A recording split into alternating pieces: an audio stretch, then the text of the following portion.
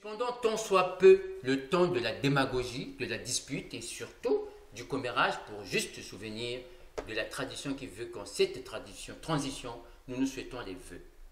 À vous, fidèles de Zenna TV, trouvez en ces mots nos vœux les meilleurs, que le rêve de chaque téléspectateur et téléspectatrice trouve une effectivité sans condition. Ayant respecté la tradition, retenez l'affection que je vous porte. Il est cependant temps de revenir à l'essentiel.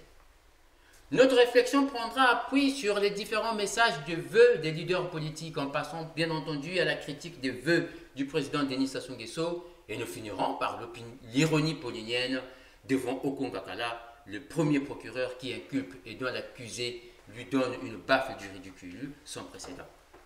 C'est le seul moment où j'ai mesuré la chanson de Kofi et Kotité Tosekamoke.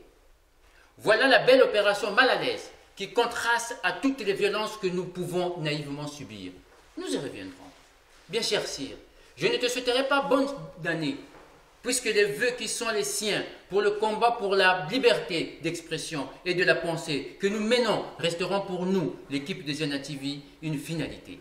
Oui, je sais ce que tu penses. Notre action est d'annoncer, de dénoncer les injustices et de détecter le cap politique qui, en ce début d'année, souffre toujours d'une clarté pour conceptuelle et donc d'une absence de conviction, sinon celle de vouloir, sans préparation, accéder à un pouvoir pour ressusciter. Ici, ce que disait en son temps Mungunga Kombongila, doré sous mémoire, le bouquetage. Rappelons juste à cet effet cette citation marxiste qui dit « Là où le balai ne passe pas, la poussière y reste ». Vous avez compris, bien chers amis, que ce rappel sociopolitique nous laisse réfléchir sur la capacité des acteurs politiques d'aujourd'hui à donner un cap et à interpeller notre génération sur notre capacité à faire une récupération créatrice pour ne pas ressusciter Heidegger. Vous me direz, d'où tire-t-on ces affirmations? Sire, vous avez avec moi parcouru et visionné les différents messages à la nation proposés par nos leaders, tant de l'intérieur que de l'extérieur. Pardon de ne point relayer un élément d'espoir, puisque le temps et le contexte pour la prise de parole fut de retracer les actions menées et de donner aux Congolais un cap.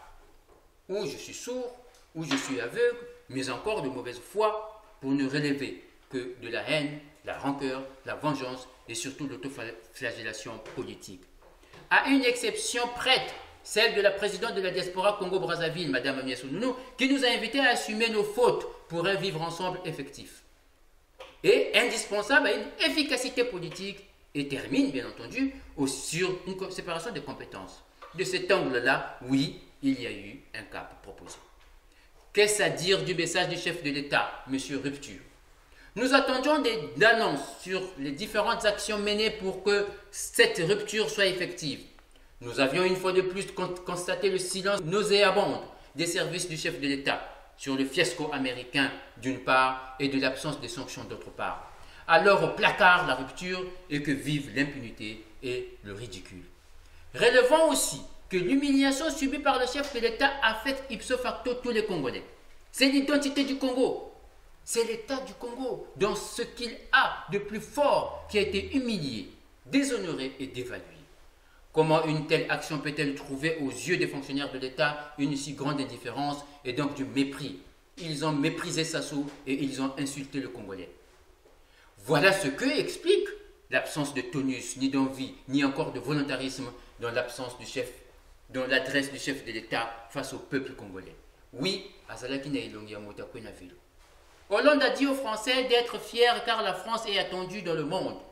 Et vous, monsieur le président Denis Sassou Nguesso, qu'avez-vous dit aux Congolais qui, en pratique, ne sont ni attendus, ni voulus, ni écoutés, ni admirés dans le monde, puisque nous devenons de plus en plus la risée des voisins.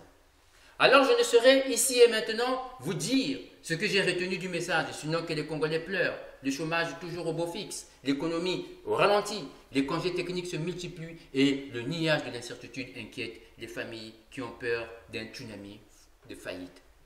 Si je ne sais que dire de ces différents messages entendus, vus et lus en filigrane, comprenez. Ce fut une opération de narcissisme politique pour être vu et avoir le sentiment d'avoir fait un acte pour les autres pendant qu'au fond, ce fut une action pour satisfaire leur ego. L'année prochaine, chers amis, nous vous prierons de penser vos discours de façon extravertie. Alors, mon cher sire, vous attendez sans faute le cours de philosophie donné par Paulin Macaya face à son procureur. Ce ridicule me rappelle la scène de Jésus face à Pilate, dans la question « Es-tu le Fils de Dieu ?»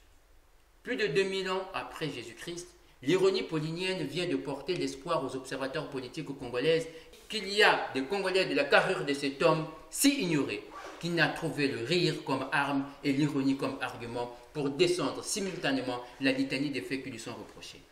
Oui, l'histoire retiendra de cet événement comme la preuve de l'impréparation. Je me demande juste, est-ce que le procureur a été applaudi par sa famille?